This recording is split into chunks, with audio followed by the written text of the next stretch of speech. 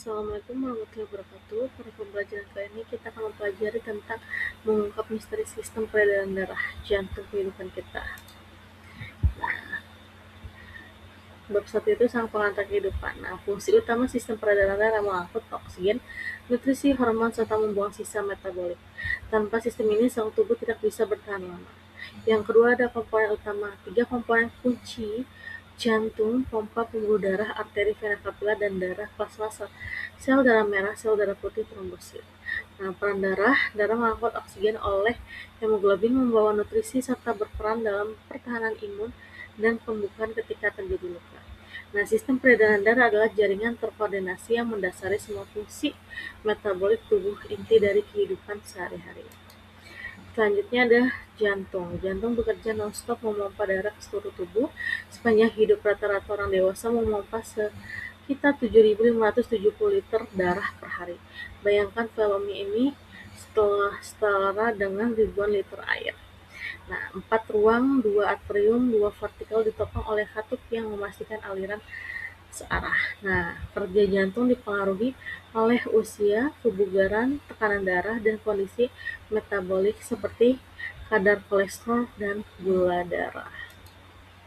Selanjutnya, gangguan peredaran darah meliputi penyakit jantung koroner, yaitu stroke, hipertensi, penyakit arteri perifer, dan gangguan pembekuan. Nah, penyebab bisa bawaan atau akibat gaya hidup.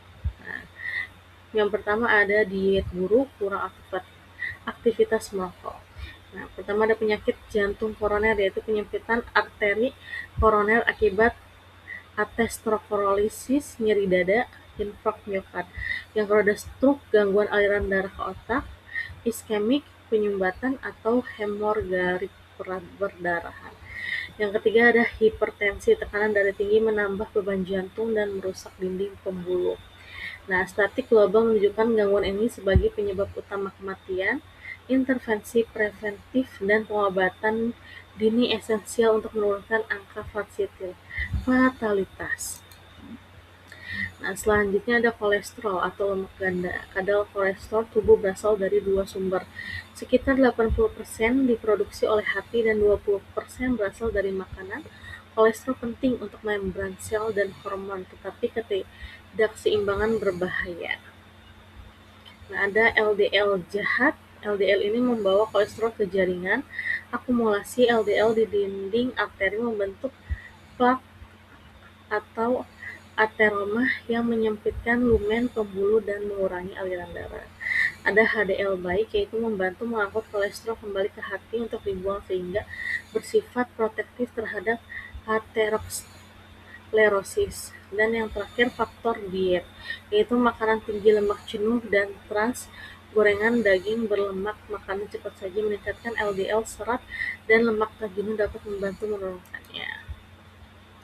Nah, penyubatannya yaitu ilustrasi ini menunjukkan bagaimana plak kolesterol menumpuk pada dinding arteri, mempersempit lumen dan meningkatkan resiko trombosis.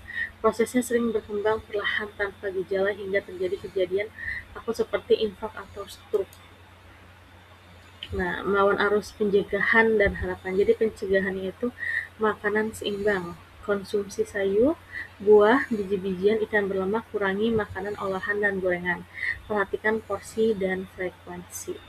Selanjutnya, olahraga teratur minimal 150 menit, aktivitas aerobik moderat per minggu untuk memperkuat jantung dan menurunkan tekanan darah serta kolesterol. Dan yang ketiga ada hindari rokok dan alkohol berlebih. Merokok dan konsumsi alkohol berlebih merusak dinding pembuluh dan meningkatkan resiko pembekuan serta inflamasi. Dan yang terakhir deteksi dini, yaitu rutin cek tekanan darah, profil lipid, dan kontrol gula darah. Pengobatan dini efektif menurunkan komplikasi. Nah, langkah-langkah sederhana ini bila diterapkan secara konsisten dapat menurunkan resiko gangguan peredaran darah secara signifikan. Kolaborasi antara pasien, penyedia layanan kesehatan, dan kebijakan publik memperkuat upaya pencegahannya. Nah, cukup sekian pembelajaran kali ini. Wabillahi taufiq wal hidayah. Wassalamualaikum warahmatullahi wabarakatuh.